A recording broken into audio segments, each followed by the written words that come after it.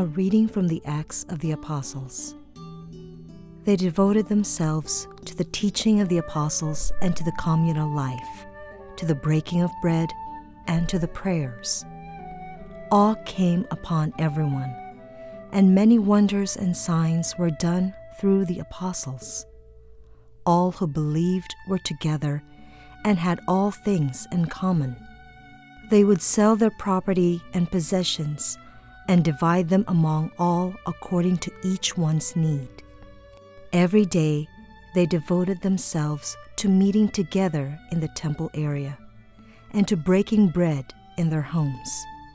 They ate their meals with exaltation and sincerity of heart, praising God and enjoying favor with all the people.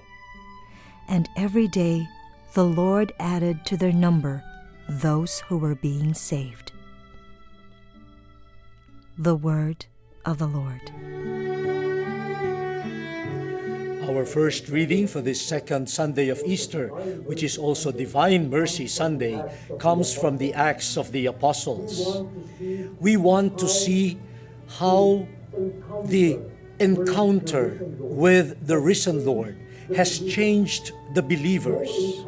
No encounter with the risen Lord will leave the believers unchanged. There will always be a transformation. This is the theme that we want to develop in our reflections on the three readings for this Sunday. And in the first reading, we find a description of the early Christian community, the community of believers. We want to say at the outset that their faith in the risen Lord, their encounter with the risen Lord in faith has generated a new life. And what is that? The life of community. The believers started coming together. They had sharing of life together. They led a common life. What brought them together? In faith. They were brought together by the teachings of the apostles, by their prayers, by the breaking of bread, by their common meals. All of these things. And to cap it all, they were brought together by the sharing of their goods. They consider their private property now to be the community's property. The spirit of sharing has entered into the lives of the believers. This is quite revolutionary. To think that the origin of all of this is their common faith, the encounter with the risen Lord. This teaches us a wonderful lesson.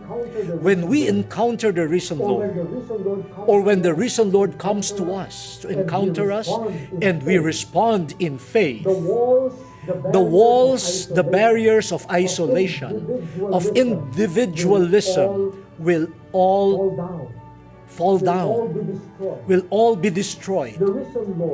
The risen Lord has the power to enable us to get out of our shells. The shells that make us individualistic, the shells that make us think only of our own interests. The power of the risen Lord makes us think of other people, make us think of ourselves as connected with other people, especially those who share with us the same faith. One manifestation of the power of the risen Lord's apparition and the power of our faith is in the quality of community life. Dear brothers and sisters, we celebrate Easter, but one manifestation of our Easter faith is in the quality of communities that we have. The willingness, the readiness of each one of us to rethink who we are and to think again of our relationship with other people in the light of the victory of the risen Lord against sin, against individualism, against self-interest. The victory of Jesus on the cross is a victory against sin. Sin that leads to greed, to division, to insensitivity, to discrimination, to selfishness. What an irony it would be for us to profess faith in the risen Lord and not translate that faith into a vibrant community where we are willing to share life, to share our goods, to be people of sensitivity and compassion, rooted in faith. This is not out of propaganda. This is not just because it is fashionable to care for others, but it is the faith in the risen Lord.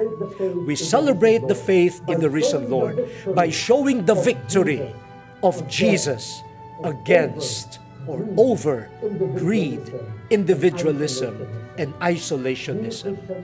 Dear Christian communities, show that you believe in the risen Lord. Show that the power of the risen Lord is in our community.